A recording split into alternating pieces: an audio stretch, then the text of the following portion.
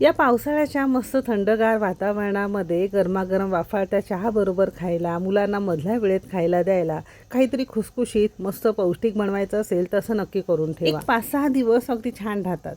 आता हे बनवताना जर तुमच्याकडे एखादा पदार्थ नसेल तर त्याला पर्याय म्हणून सुद्धा सुचवलेला आहे. भरपूर टिप्ससह योग्य प्रमाणासह व्हिडिओ शेअर केलेला आहे, म्हणून शेवटपर्यंत नक्की बघा. जर रेसिपी आवडली तर लाईक करा, चॅनेलवर नवीन असाल सबस्क्राईब करा, बाजूचं बेल आयकन नक्की क्लिक करा.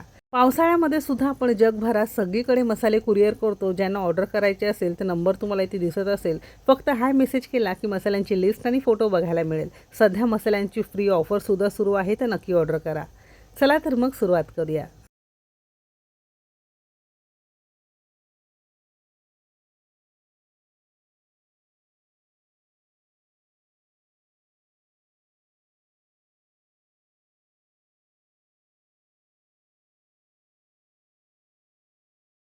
अगदी खुसखुशीत केकप्रमाणे किंवा बिस्किटांप्रमाणे असा हा नाश्ता बनवण्यासाठी सगळ्यात पहिल्यांदा मिक्सरचं भांडं घेतलं आहे. दुसरी आणि महत्त्वाची अशी गोष्ट, घेतलेले सगळे जिन्नस घरातल्या एखाद्या वाटीने किंवा मेजरिंग कपने आपल्याला मोजून घ्यायचं आहे.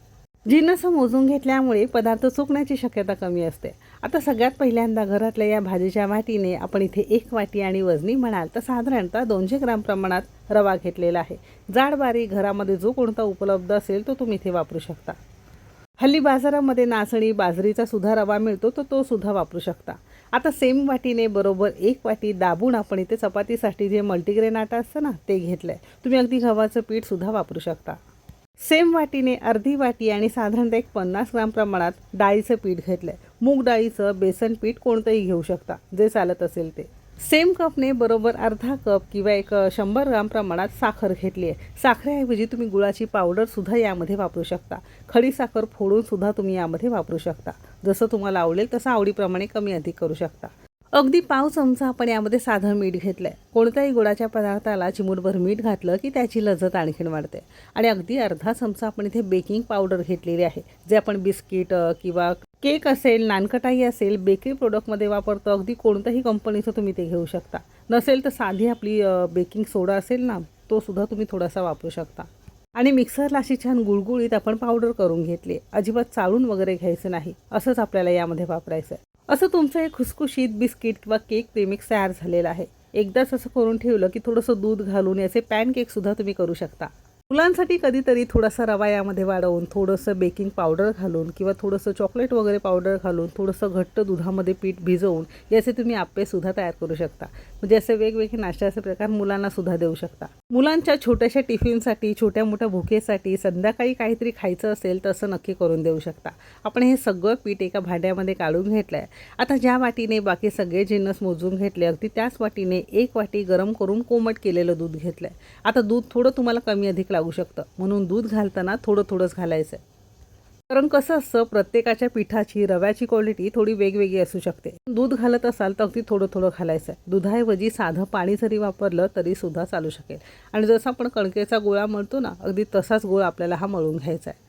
आता तुम्हाला जर आवडत असेल तर यामध्ये बारीक चिरून काजू, बदाम, पिस्ता हे सगळं वापरू शकता. जसं तुम्हाला आवडेल तुम्ही तुमच्या आवडीप्रमाणे करू शकता. आपण अगदी प्लेन तयार करणार आहोत, तर त्यासाठी कणकेच्या पिठाच्या गोळ्याप्रमाणे आपण मळून घेतलेलं आहे.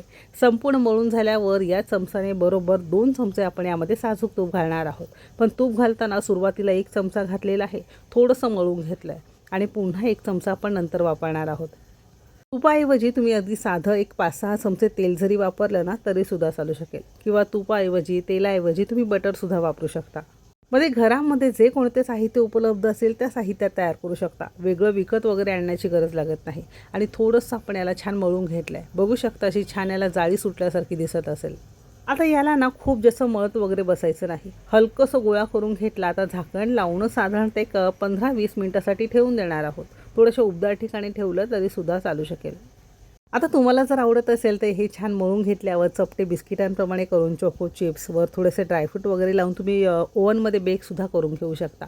बघू शकता फक्त 15 मिनिटातच याला अशी छान जाळी सुटल्यासारखी दिसत असेल आणि पीठसुद्धा बऱ्यापैकी छान फुलल्यासारखं दिसत असेल. आता आपल्याला छोटे छोटे असे गोळे करून घ्यायचे आहेत. अगदी छान मस्त याला जाळी आलेली आहे. तर आपण महत्त्वाचं म्हणजे सगळे घेतलेले जिन्नस एखाद्या वाटीने किंवा मेजरिंग कपने जर मोजून घ्याल तर हे पदार्थ तुमचे अगदी छान जाळीदार मस्त खुसखुशीत तयार होतील.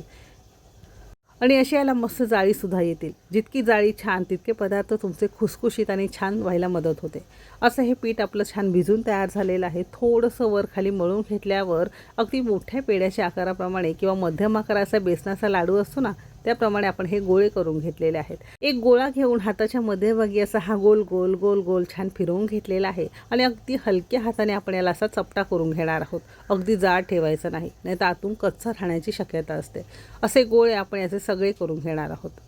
किंवा उलथानाने चमचाने तुम्ही असा हा गोळा जर कापताना डायरेक्ट तुम्ही हे फ्रायसुद्धा करून घेऊ शकता. त्यालासुद्धा अगदी छान जाळी येते. किंवा या पद्धतीने असे हे गोल गोल करून घेतले तरीसुद्धा चालू शकेल. फक्त गोल करत असताना खूप जास्त जोर लावायचं नाही, जेणेकरून यातली जाळी मोडली जाईल. असे छान आपण गोळे करून घेतलेले आहेत.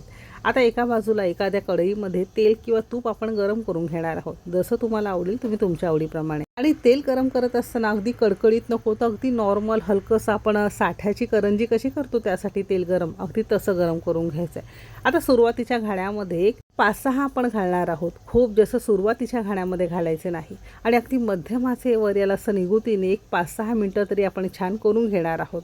आता जसं हे व्यवस्थित होत जाईल तसं हे तेलावर तवंगू लागतात. याचा अर्थ तुमचे हे पदार्थ छान खुसखुशीत झालेले आहेत. हलकासा रंग बदलल्यासारखा दिसत असेल.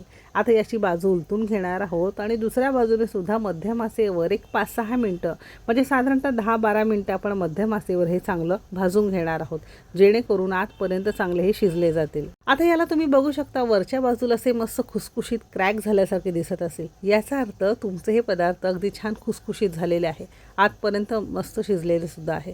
तर असंच आपल्याला एक 10-12 मिनटं चांगलं करून घ्यायचं आहे. गोळे शक्यतो छोटे छोटे चपटे करून घ्या, म्हणजे शिजायला भाजायला फार जास्त वेळ सुद्धा लागणार नाही. मला हे तेलामध्ये तुपामध्ये तळून घ्यायचं नसेल तर ओव्हनमध्ये भाजून सुद्धा तुम्ही घेऊ शकता. साधारणतः एक 45 मिनिटांमध्ये तुम्हाला हे भाजून तयार मिळतील. बनवायला अगदी सोपं आहे, खूप जास्त पौष्टिक आहे. रवा आहे, त्यामध्ये मल्टीग्रेन आटा आहे. त्या मल्टीग्रेन आटामध्ये खपली गहू, वेगवेगळे धान्य, डाळी, ओट्स सगळं वापरल्यामुळे ना खूप जास्त पौष्टिक आहे. आपला मल्टीग्रेन आटा तुम्हाला घ्यायचा असेल तर डिस्क्रिप्शनमध्ये नंबर दिलेला आहे, तर नक्की मेसेज करून ऑर्डर करू शकता. थोडेसे गार झाल्यावर आणखीन याला छान क्रॅक्स पडतात आणि मस्त खुसखुशीतसुद्धा होतात. आता खूप जास्त हे गरम आहे तोवरसुद्धा तुम्ही हे बघू शकता. आपण घेतलेल्या साहित्यात असे हे लहान आकाराचे 8 ते 9 तुमचे पदार्थ तयार होतात. तुम्ही जास्त प्रमाणातसुद्धा करू शकता. अगदी मस्त खुसखुशीत केकप्रमाणे किंवा बिस्किटांप्रमाणे असा हा मुलांचा खाऊ तयार झालेला आहे, जो तुम्ही गरमागरम चहाबरोबरसुद्धा खाऊ शकता. गार झाले ना तर आणखीन मस्त हा दाणेदार आणि मस्त खुसखुशीत होतो. आता तर खूप जास्त हे गरम आहे.